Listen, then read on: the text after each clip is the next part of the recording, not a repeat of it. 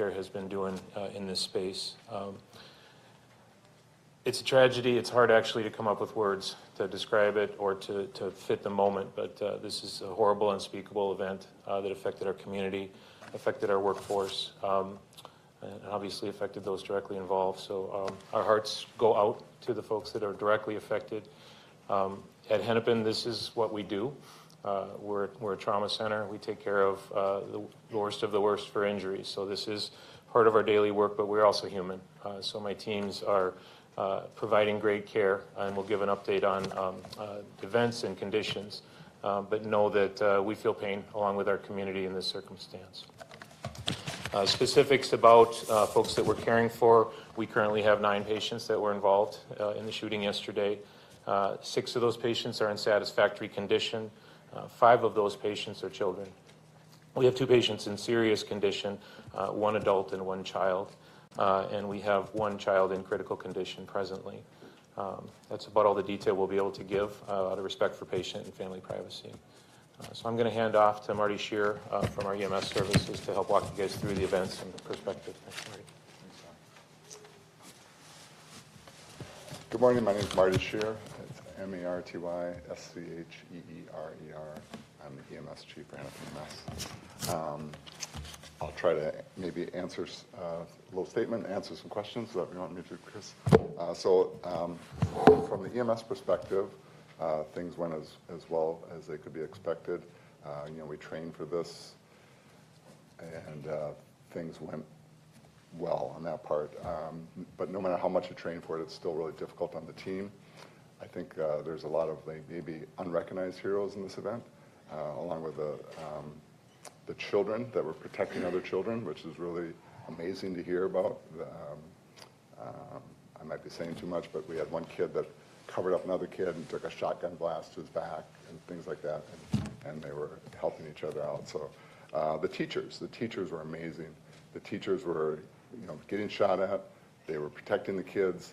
They took all the kids outside to an area of safety, witnessed all this happen. The teachers were amazing. The kids were really upset, obviously, but they really did a great job of keeping the kids together, keeping them calm, and then taking them to an area of safety and really working with the parents. So the teachers were amazing. They're great. Minneapolis police was amazing. They entered the building.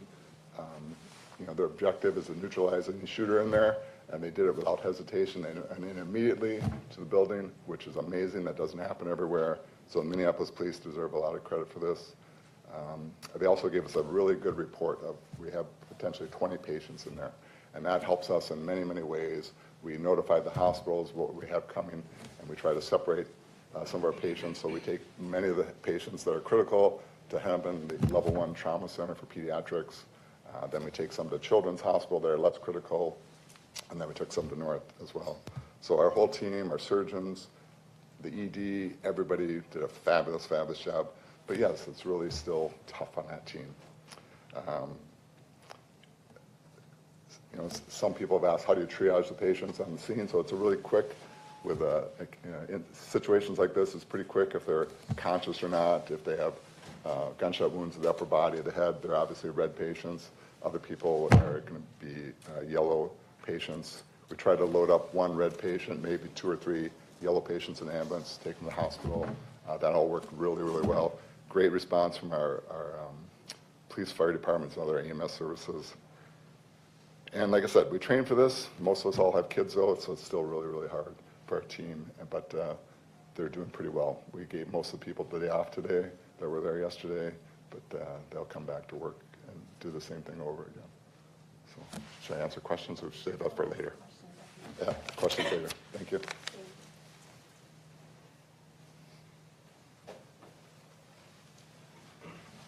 Good morning, everybody. My name is Dr. Aaron Robinson, Aaron Robinson. I'm the Assistant Medical Director at Hennepin EMS, and I'm also an emergency physician at Hennepin Healthcare. Yesterday was an incredibly tragic day. The medical directors were paged out a couple minutes after this had happened, and part of our job is to relay information and be a liaison between the hospital systems and the providers on scene. The earlier you activate a mass casualty incident, the better. We can mobilize resources faster, and we can get the folks and the equipment there that are needed to help best care for our most critical trauma patients. When I was en route, I contacted EMS Command, and they had information from police that were going to be upwards of 20 victims or more. With that information and the resources that I knew that Hennepin Healthcare had provided, I activated the MCI within a couple of minutes after knowing that, just to get resources mobilized and to get the folks there that needed to be in the upstaff our emergency department for patients to be received. In trauma, when you're talking about caring for a trauma patient in the pre-hospital setting out in the field, minutes and seconds matter. And our job in the pre-hospital setting is to perform life-saving interventions like stopping the bleeding or helping somebody breathe. But every minute that a trauma patient spends on scene increases their chance of not having a good outcome and possibly dying.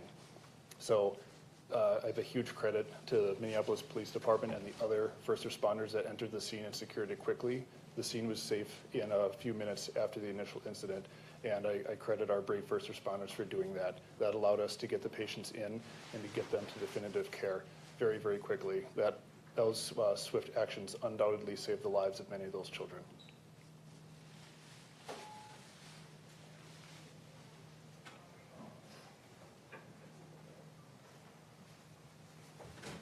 Hi, everybody. My name is Dr. Tom Wyatt, W-Y-A-T-T. I'm Chair of Emergency Medicine at Hennepin Healthcare. You know, the emergency department is the front door to our entire safety net organization. And while we deal with emergencies every day, it takes a lot of planning, preparedness, exercises, drills throughout the year to deal with an event such as what we experienced yesterday. So it was really very, very helpful to us, as Dr. Robinson mentioned, to get that pre-notification of the types of the numbers and the types of injuries that we were going to experience. And that allowed us to mobilize the appropriate resources. Here at Hennepin, you know, as a level 1 trauma center, both for adults and pediatric patients, we're able to mobilize a lot of resources very quickly. Luckily, this happened during the daytime and not the evening, so it was a lot easier for us to quickly mobilize some of those resources. The amount of resources and the amount of organization it takes to assemble those teams so that we can have a team ready for a patient when they come into our emergency department, when they arrive via EMS, is very impressive. And as I stated yesterday, I'm really proud to be part of this organization and all the different components of the teams that we had yesterday. I listed some yesterday, and I know I missed some people, so I won't try to list them all, but there's a number of different specialists that come down to help us for these types of events. After the MCI response was over, as emergency providers, we unfortunately don't get to stop what we do. We have to continue working. We have to continue to see the patients that are continuing to arrive to the emergency department. We have to continue to work the shifts that we are already there for, and that can take a toll as well once you try to process what you experienced in a mass casualty event such as this. So again, we received an outpouring of support from the local communities from across the nation. I've received messages and support from chairs of other emergency departments across the country. It's just it's been very meaningful to us and our teams, so thank you for that. I want to introduce Dr. John Gakin, who's one of our head trauma surgeons. Shooting yesterday, and that we are just here to support them. I think the main message that I can portray is that, we like to stand here as a hospital just sort of quietly waiting and being ready for whatever the hospital or the community needs. And unfortunately, yesterday is something that I didn't think I would ever have to be part of, so I don't really have good words to describe it. But everybody in this hospital, in this organization, was there, and down to the EMS, or the housekeepers, the nurses that weren't even part of the, I'll tell a quick story because it emphasizes it. One of the victims came in, and in the emergency department, this was a nurse manager from another unit, didn't have anything to do with what we would normally respond to. And one of the children were very scared and alone because everybody was running about and doing their jobs. And she went into the CT scanner with the patient, putting herself basically in the harm's way of radiation, which normally would evacuate the room.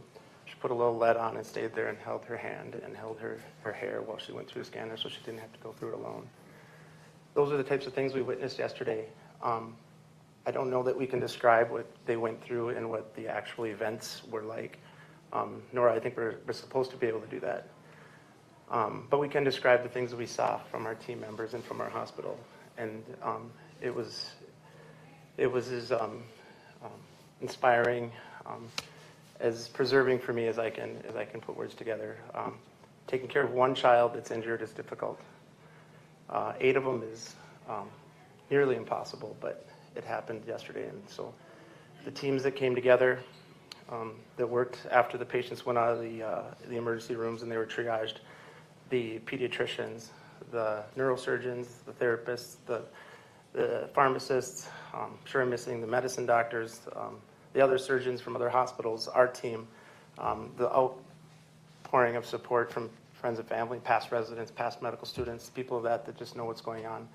So I can't say enough other than thank you for the support. Our teams will need it.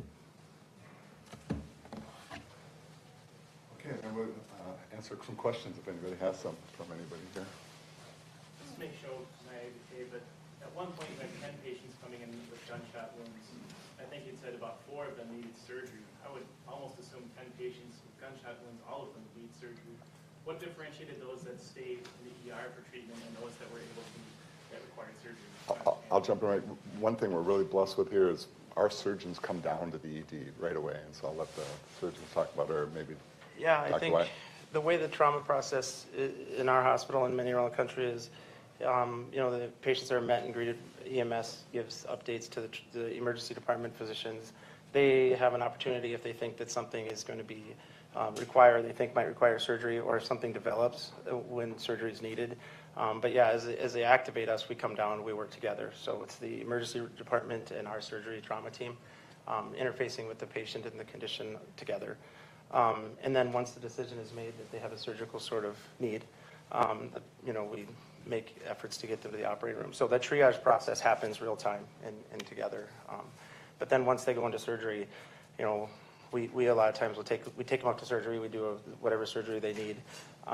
And some gunshot wounds, to answer your question, don't always require surgery. Some can be managed what we call non-operatively. And those sometimes have to do with extremity injuries that don't involve blood vessels, that may not involve the bones, but sometimes they'll heal, maybe if it's not a fracture that requires orthopedic involvement.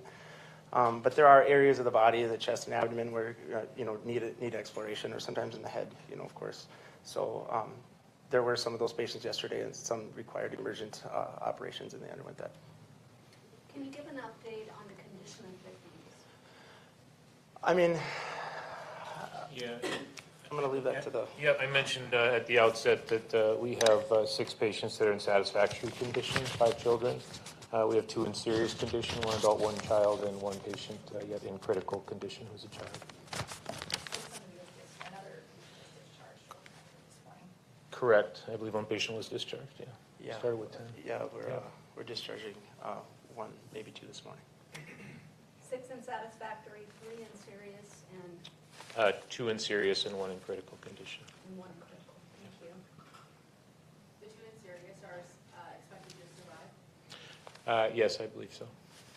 As well as 1 in critical. I think it's more touch and go. I'd rather not share more detail at the present. So. I have a question for the doctor.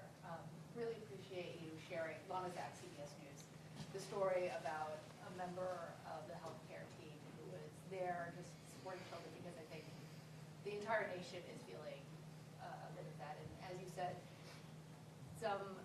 your attention is on the families, and I understand that a member of your team was both working as a healthcare provider and a mother.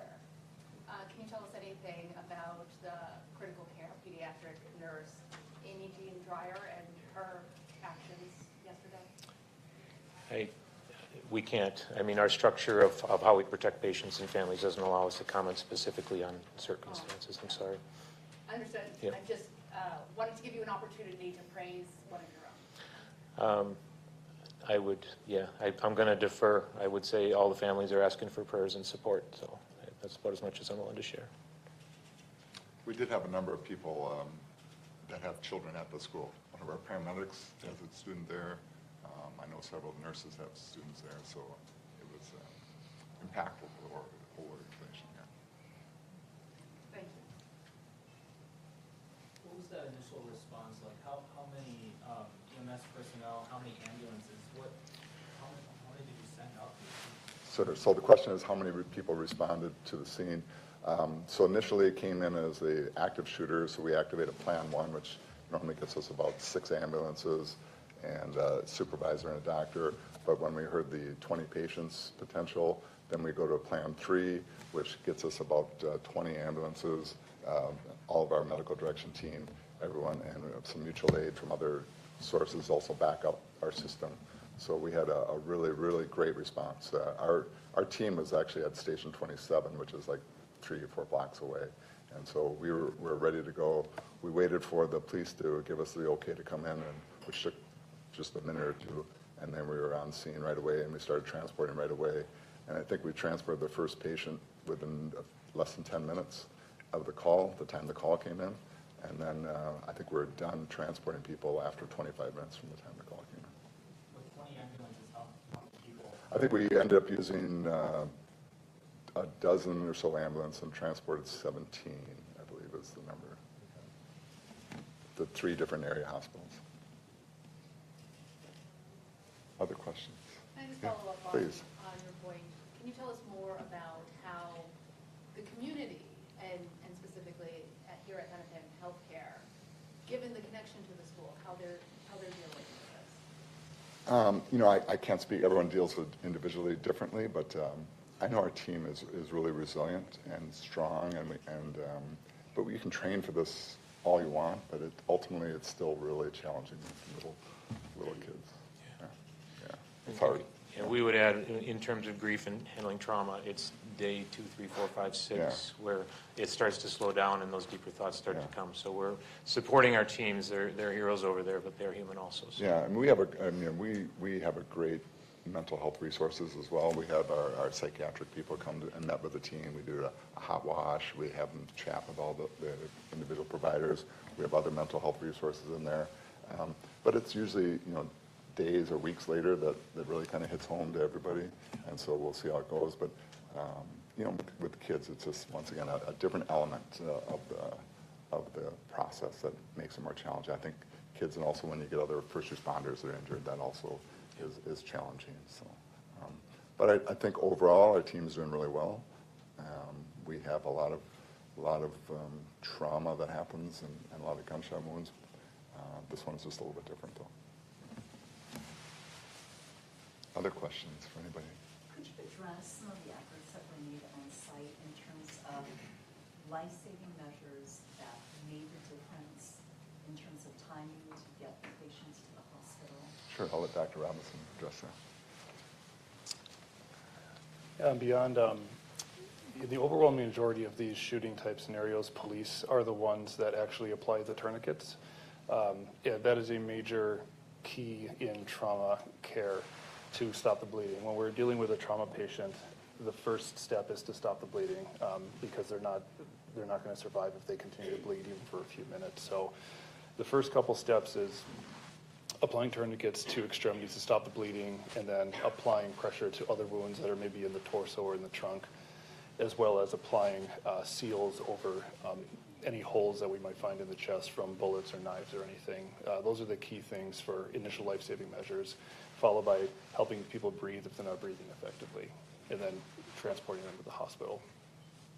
So specific to this, I know that you are not disclosing a lot of information in respect to patient privacy, but specific to this, can you talk about some of the things that were done that really made a difference, and what that time frame was? Yeah, leaving specifics out of it, the really critical things that were done was bleeding was controlled quickly, and people's torso, those wounds were bandaged and packed very quickly. That made a key difference because we've got upwards of 20 patients that are potentially bleeding to death, and that's a lot of blood that is needed very quickly if we need to give those folks blood at the hospital. So big credit to stopping the bleeding, and that'll happen within 1 or 2 minutes of police getting on scene. After they secured the scene, they were the ones tending to the victims and applying those life-saving interventions. I'll jump in and add a little bit. I mean, time. It's like Dr. Robinson talked about time. So we're pretty blessed here. Listen, our crews got there quick. We transported the hospital quick. They get the ED quick. The surgeons are there quick. Ultimately, they need surgery. They have to, sew up the areas that are bleeding. And so the quicker we can get them to surgery, and our surgical team is really the key. They talk about the golden hour. It's not an hour. You don't have an hour. You have minutes. So the team did great. When you have a victim who is a bigger body mass and they are hit with gunfire, that's one thing. Of course, it depends on where they're hit. But when you have a child and it's a smaller body mass, can you talk about the scope of devastation when it's a child? I mean, I think, so the psychological aspect, I think I mentioned a little bit earlier, how, managing one child is difficult. Managing a multitude of children at the same time takes an enormous amount of resources.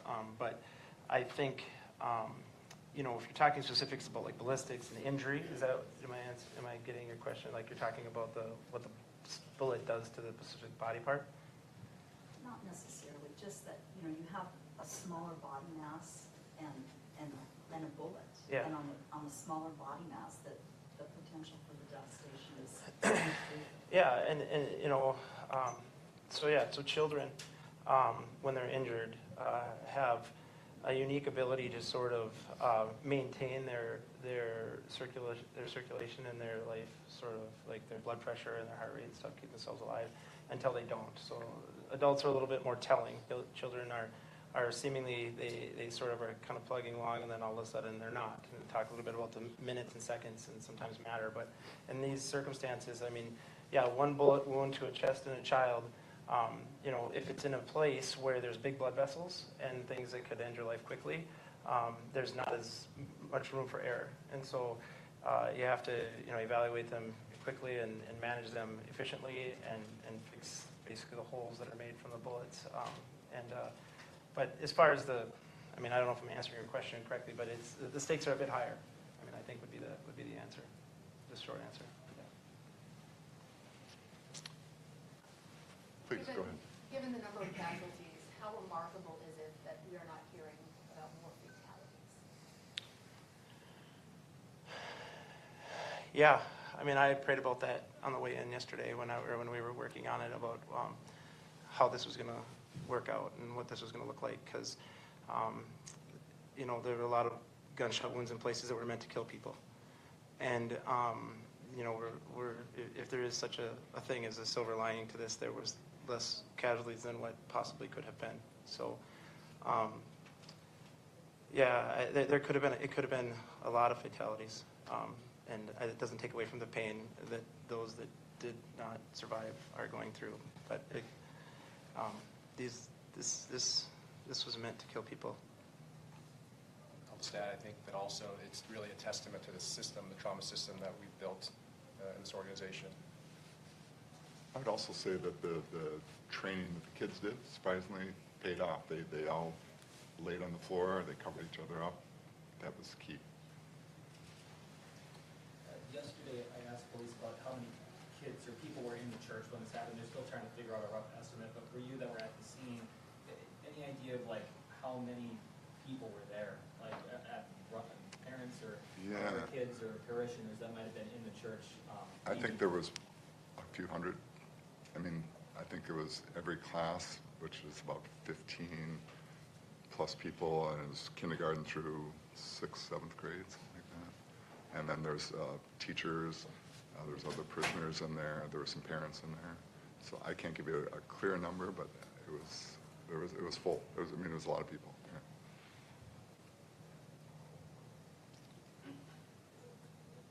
If I may ask about, you mentioned blood loss and blood supply. Memorial Blood is getting a lot of calls from people who want to donate or actually having to kind of manage it right now. I wondered if you could speak to the blood use and the need for blood. Dr. Robinson? Yeah, sure. glad you mentioned that. There's actually a critical blood shortage right now in the state of Minnesota. And I implore everybody that's available to please donate blood. So we have it available for sick trauma patients and other people that need emergent blood. There's a critical shortage, and we have a few days on hand in the entire state. So please, please donate blood. The amount of blood that gets used in the ED, I'll defer to Dr. Wyatt and Dr. Gagan, as I wasn't in there at the time. I can't comment to the exact number of units of blood that we pull from our own blood fridge in the emergency department, or the units that we received from our blood bank, but it was pretty substantial. And I'm not sure about the operating room. I mean, we use blood in the operating room. I don't know the exact number, but the thing, to echo the points, is that it's we're still using blood. So it's not just the morning of; it's ongoing. Other questions? Chris? Thanks. We can continue to ask more questions. I just wanted to mention too, right here in this room yesterday is where we had our reunification center, right here in this room yesterday for families. The center was established right here as they waited for news about their loved ones, and staff to bring updates from right across the street in our emergency department. And I want to recognize the really special team we have that specializes in caring for our gunshot victims and their families. And that's our Next Step program. Can you guys please stand? Yesterday when we talked about some experiences and things we saw, I saw firsthand in this room yesterday some of these team members, and can you just, if you guys were here, some of these guys, I saw them holding hands with families and praying with them, and it was just amazing, the work that this team does, and I just want to recognize you guys. It was just so touching and being there for them, so thank you for all the work you do.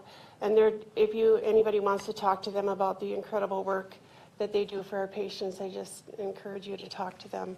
I don't know what we would do without your team, so thank you guys so much.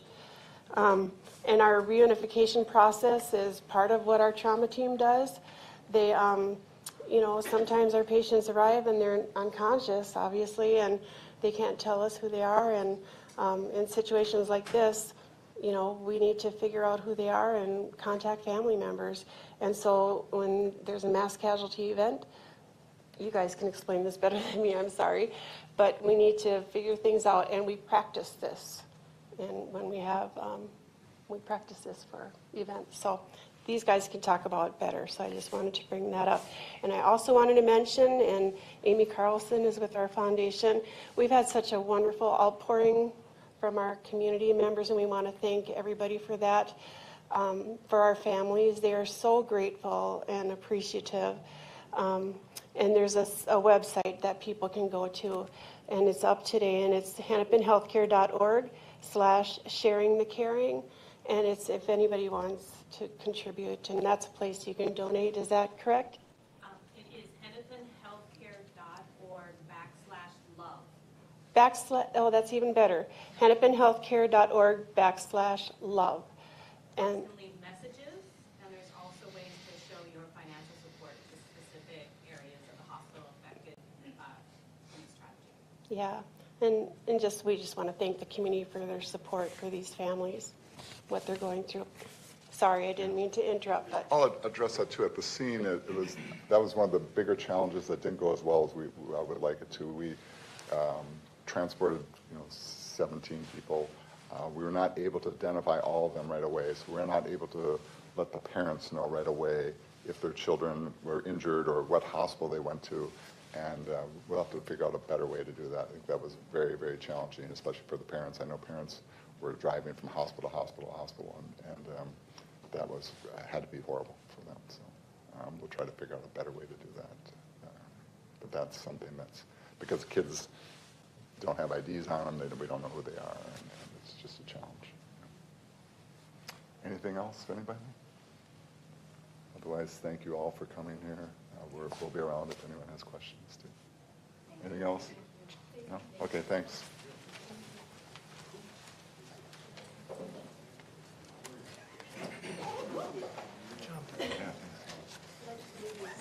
compliment your team. Well, they do. Good.